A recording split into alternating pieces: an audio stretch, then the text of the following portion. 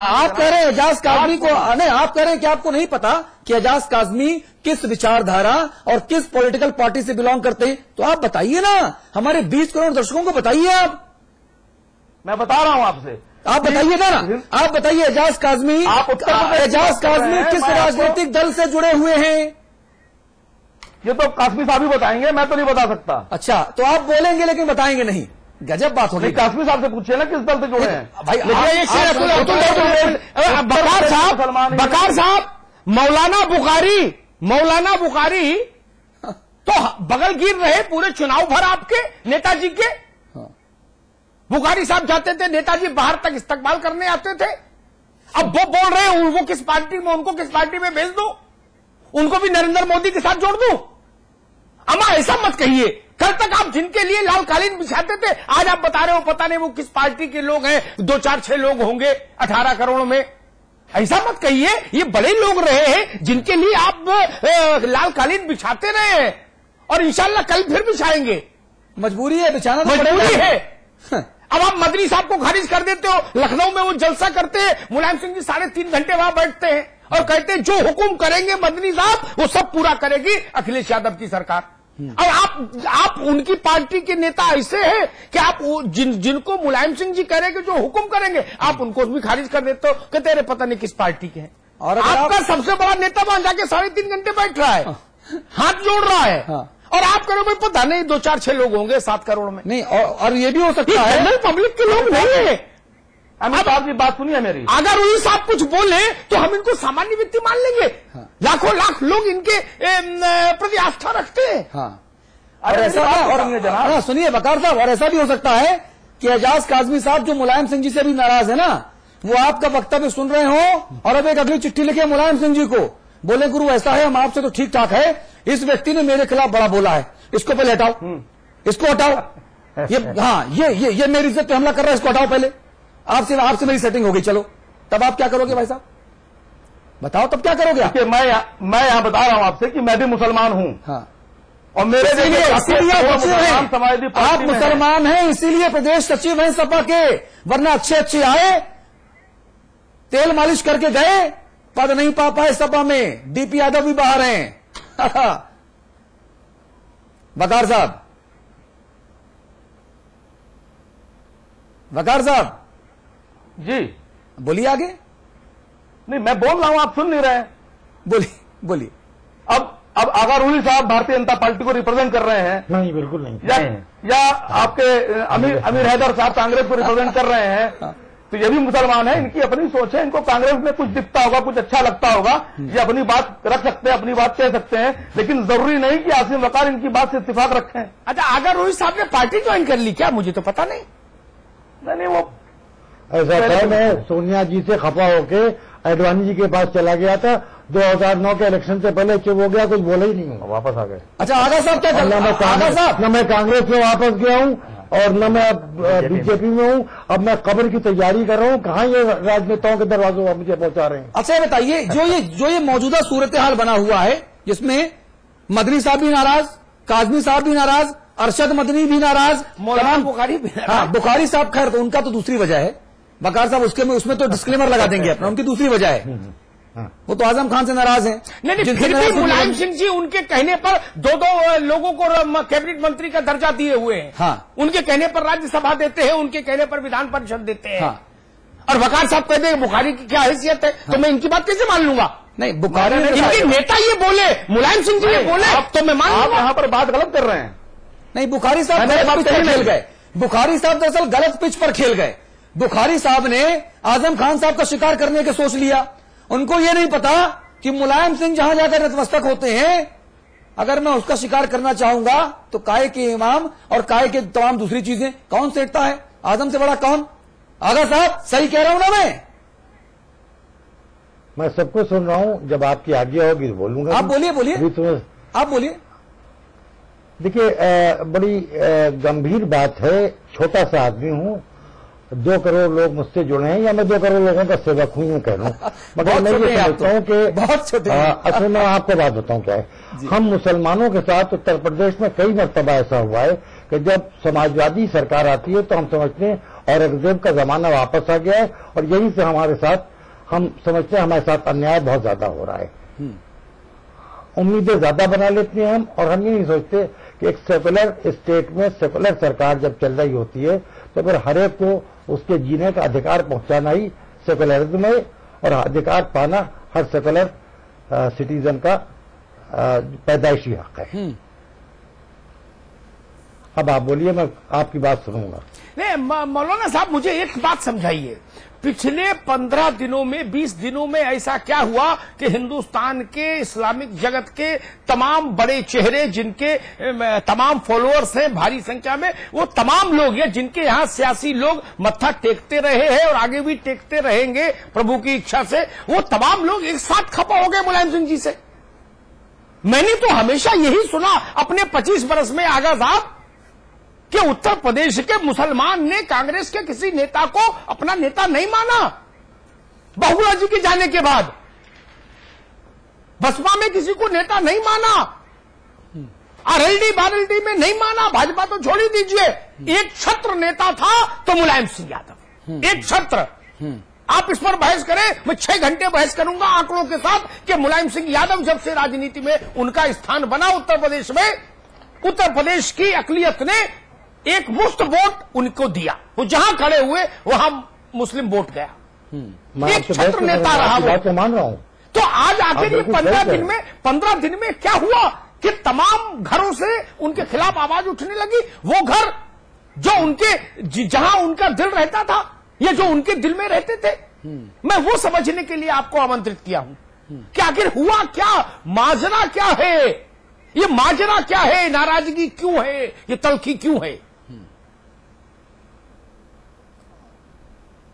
मैं खुद नहीं समझ पा रहा हूं कि किससे क्या कमिटमेंट्स थे मुलायम सिंह जी के, मगर मैं वाकई इस बात का मुझे थोड़ा सा कहीं ना कहीं पर ये चीज मुझे खटक रही है कि अगर किसी बात पर बाप से खफा हैं तो प्रोग्रेसिव मेंटेलिटी के बेटे को उसकी सजा क्यों दी जाए। हाँ हाँ।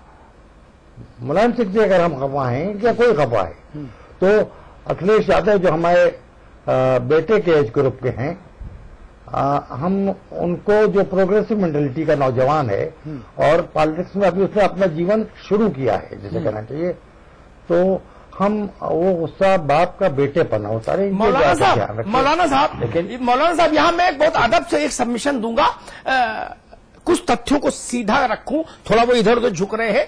यह नाराजगी मुलायम सिंह जी पर व्यक्तिगत नहीं है, चूंकि मुलायम सिंह जी सपा में सबसे बड़ा चेहरा है, वो सरकार का आभा मंडल है, वो पार्टी के प्राण हैं, इसलिए लोग मुलायम सिंह जी का नाम ले लेते हैं। मुलायम सिंह जी का जब नाम लिया जाता है तो उसमें समाजवादी पार्टी राष्ट्रीय, समाजवादी पार्टी उत्तर प्रदेश, समाजवादी पार्टी इटावा और सैफई, उत्तर प्रदेश की मौजूदा सरकार, सपा विधानमंडल दल, सपा संसदीय दल, सब कुछ शामिल हो जाता है जब आप बोलते हैं मुलायम सिंह यादव। तब शिवपाल सिंह का नाम अलग लेने की जरूरत नहीं, रामगोपाल जी का नाम अलग लेने की जरूरत नहीं, अखिलेश जी का नाम अलग लेने की जरूरत नहीं, आजम भाई का नाम अलग लेने की जरूरत नहीं। इसलिए लोग मुलायम सिंह का नाम ले रहे हैं। ये मुलायम सिंह जी पर हमला नहीं, वो सरकार से नाराजगी दिखा रहे हैं। हाँ हाँ हाँ।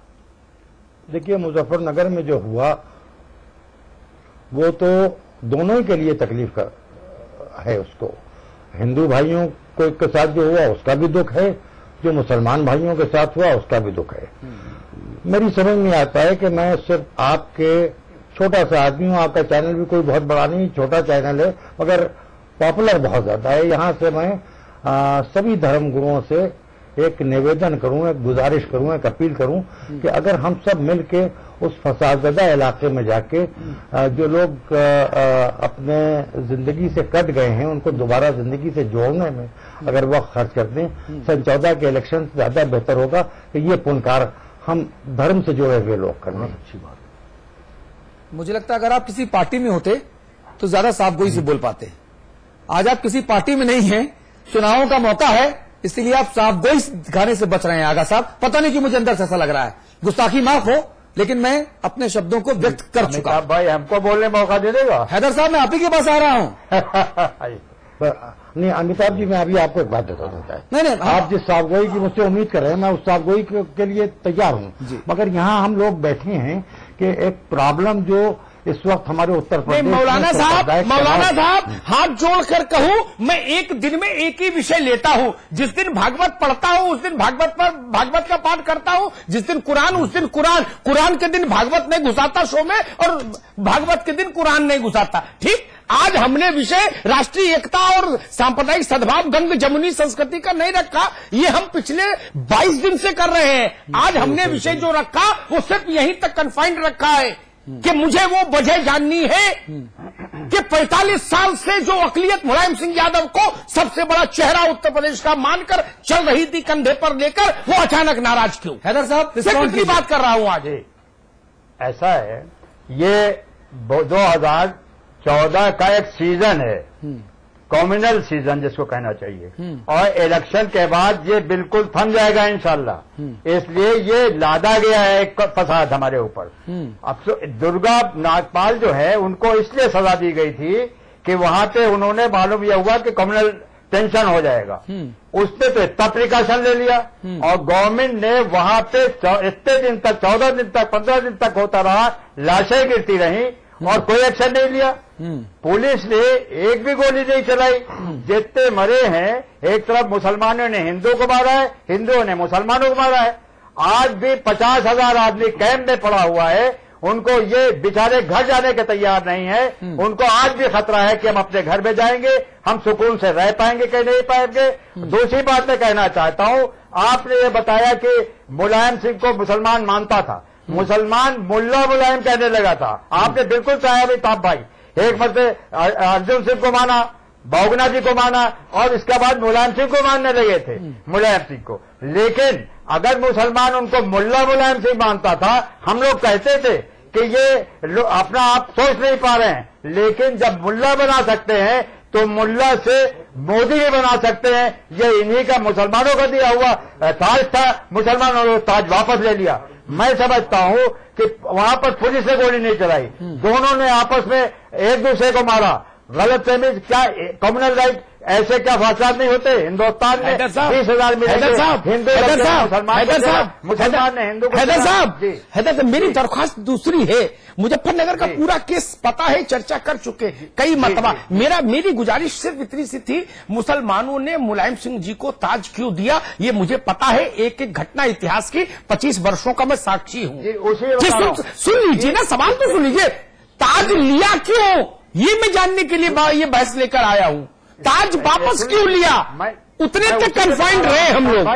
अमिताभ भाई उसे बता रहा हूं। मुजफ्फरनगर में किसने गोली चलाई, ये इसमें चले जाएंगे तो फिर चर्चा दूसरी तरफ चली जाएगी। अमिताभ भाई आपकी बात बता रहा हूं, वहां पे यूपी में 5 चीफ मिनिस्टर हैं। अगर अकेला ये अखिलेश चीफ मिनिस्टर होता तो शायद कंट्रोल कर लेता, लेकिन वो 5 चीफ मिनिस्टर हैं जो इनको नाकामयाब करना चाहते हैं, और इन्हीं के लोग इनको नाकामयाब करना चाहते हैं। मेरा कहना यह, और मुलायम सिंह को आपने किसने नहीं देखा? इससे पहले कल्याण सिंह जो बाबरी मस्जिद से मुल्जिम है, उनको गले लगा लिया इन्होंने अपने पावर के लिए। साक्षी महाराज को इन्होंने आगे बढ़ाया।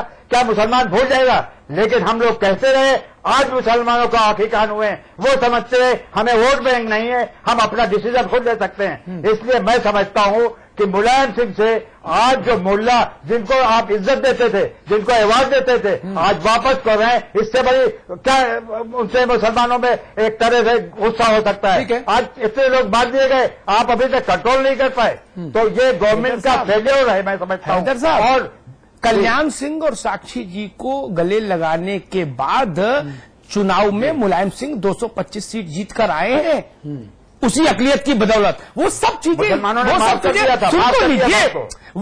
मैं अपने मूल सवाल पर लौट रहा हूं। आप लोग दूसरी जगह बहस को भटका रहे हैं। मैं पूछ रहा हूं, वो तो उतरा तक हमको पता, माफीनामा हुआ, अकलियत ने माफ किया, माफ नहीं किया होता तो 225 सीट नहीं आ सकती। कागज पेन लेके बैठ जाइए हमारे साथ उत्तर प्रदेश के समाजशास्त्र पर। नहीं आ सकती, किसी सूरत में नहीं आ सकती। मालूम है उत्तर प्रदेश में हर छठा आदमी मुसलमान है, हर छठा आदमी।